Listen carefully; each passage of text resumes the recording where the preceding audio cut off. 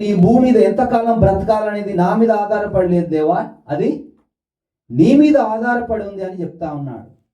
నిజమే, మనుషులందరి యొక్క ఆయుష్కాలం అనేది, ఎంతకాలం భూమి మీద బ్రతకాలనేది కేవలము సృష్టికర్త అయినటువంటి దేవుని మీదనే ఆధారపడి ఉంది. కానీ మనిషి జీవితంలో ఆ సృష్టికర్త అయిన దేవునికి, ప్రభు అయిన యేసుక్రీస్తుకు ఎంత స్థానం ఉంది అంటే లేదు.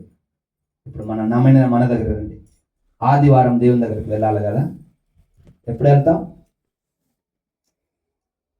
మెల్లగా సగం ప్రార్థన అయిన తర్వాత రేపు మనం బ్రతుకుతాం కదా. ఎలా బ్రతుకుతాం? దేవుడు ఆయుష్ ఇస్తుందా లేకపోతే మన కష్టంతోనా? దేవుడు ఇస్తే. అంటే ఆ దినం మనకు ఎవరిచ్చారు?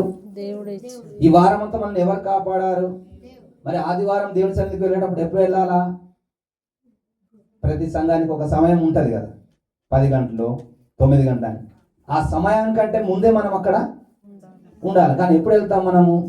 మంచిగా బిర్యానీ వండుకొని, బట్టలు ఉతుక్కొని. అంటే వారానికి ఒక్కసారి మనం దేవుని సన్నిధికి వెళ్ళేటప్పుడు కూడా మన కార్యక్రమాలన్నీ చూసుకొని, మన కొరకు ఆయన ప్రాణం ఇచ్చి మనల్ని సృష్టించడం మాత్రమే కాదు, మనల్ని పుట్టించడం మాత్రమే కాదు, ఇప్పటిదాకా మనల్ని బతికించాడు. అంత మాత్రమే కాదు, మనల్ని రక్షించడం కొరకు ఆయన మనిషిగా ఈ లోకానికి వచ్చాడు. మన స్థానంలో మన పాప శిక్షను భరించి మనం చనిపోవాల్సిన స్థానంలో ఆయన చనిపోయి నరకం నుండి మనల్ని తప్పించాడు. ఇంత మనకు ఆయన చేస్తే